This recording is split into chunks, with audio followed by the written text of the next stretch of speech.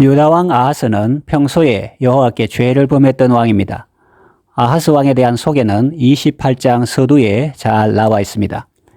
그는 20세에 즉위하여 예루살렘에서 16년을 다스린 왕입니다. 그에게 대한 평가는 조상 다윗과 같지 아니하여 여호와 보시기에 정직이 행치 아니하였다는 것입니다. 유다 왕이면서 이스라엘 열왕의 길로 행하고 바알 우상을 부만들고 흰놈의 아들 골짜기에서 분향하고 이방 사람의 가정한 일을 본받아 그 자녀를 불사르고 산당과 작은 산 위와 모든 푸른 나무 아래에서 제사를 드리며 분향했습니다. 하나님은 그를 아람 왕의 손과 이스라엘 왕의 손에 붙이셨습니다. 많은 백성들이 다메섹으로 사로잡혀갔고 이스라엘 군대에게도 크게 살육을 당했습니다. 또 에돔 사람이 와서 유다를 치고 백성을 사로잡았습니다. 또 블레셋 사람들도 유다의 평지와 남방 성읍들을 침노하고 거기 거했습니다. 그때 아하스는 아수르 왕에게 사신을 보내어 도와주기를 구하였습니다. 그러나 아수르 왕은 와서 도와주기는커녕 도리어 군바가였습니다. 도움 대신에 고통을 주었다는 말입니다. 아하스는 그래도 깨닫지 못합니다. 왜 이런 일이 생기는지 깨닫지 못합니다. 그래서 여호와의 전과 왕궁과 백성들의 집에서 재물을 취하여 아수르 왕에게 갖다 바칩니다. 그러나 아무 유익이 없었습니다.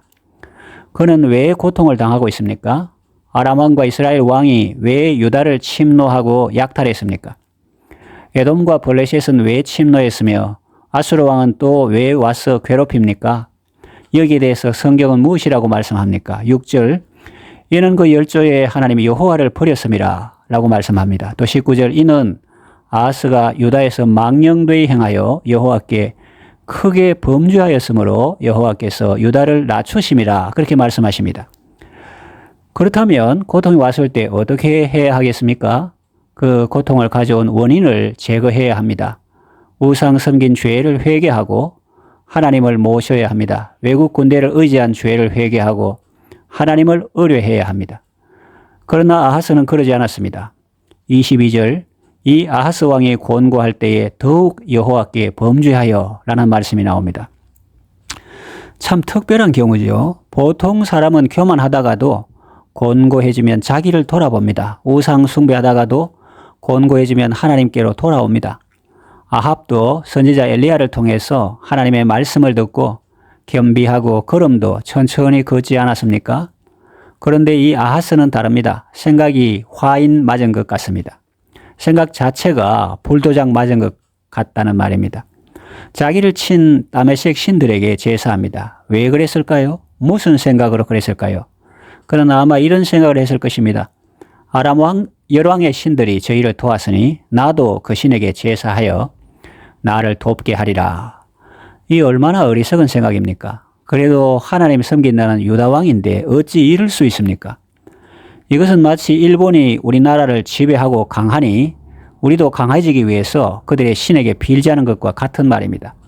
사람이 잘못되면 어디까지 잘못될 수 있는지 우리에게 여실히 보여주고 있습니다. 회개하는 것도 하나님의 은혜가 있어야 된다라는 사실을 깨달을 수 있습니다. 아하스의 어리석음으로 나라가 어찌 되었습니까?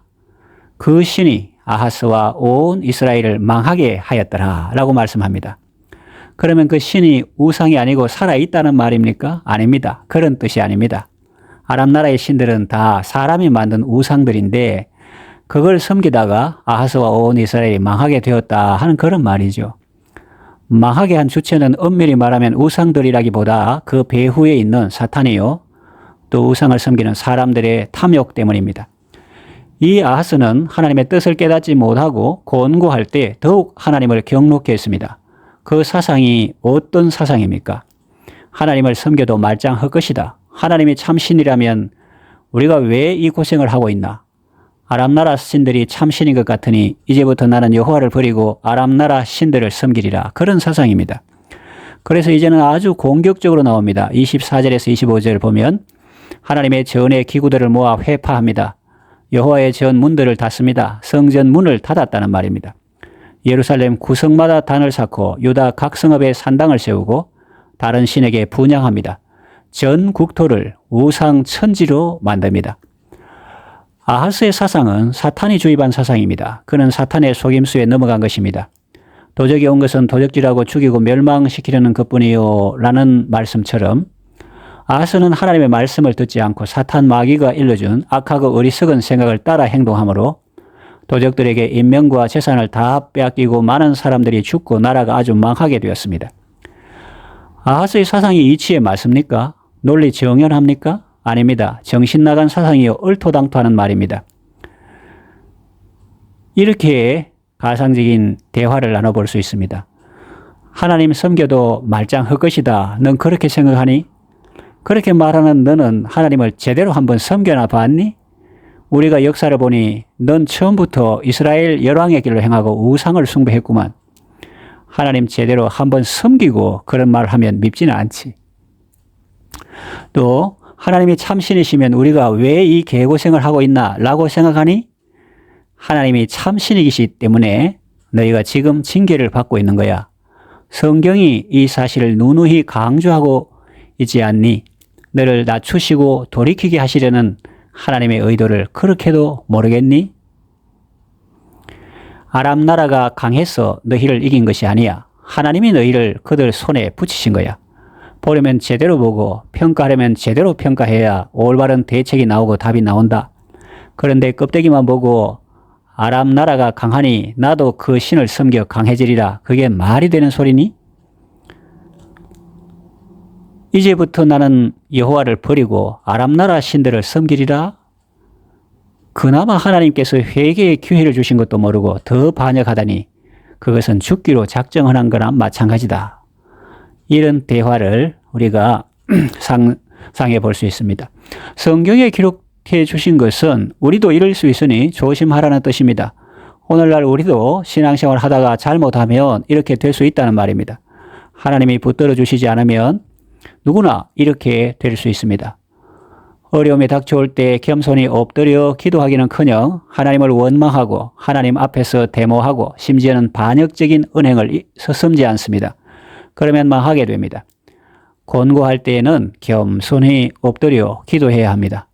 하나님, 그동안 제가 하나님을 제대로 섬기지 못했습니다. 말로는 하나님을 의지한다 하면서 외국 군대를 의지하고 사람을 의지하고 세상의 세력들을 의지했습니다. 용서해 주시고 불쌍히 여겨주소서. 이렇게 기도할 때 하나님께서 적들이 물러가게 해 주십니다. 나라를 회복시켜 주십니다. 이제 말씀을 정리하며 맺으려고 합니다. 곤고한 날에는 하나님께 나아가십시오. 주님과의 관계를 바르게 하십시오.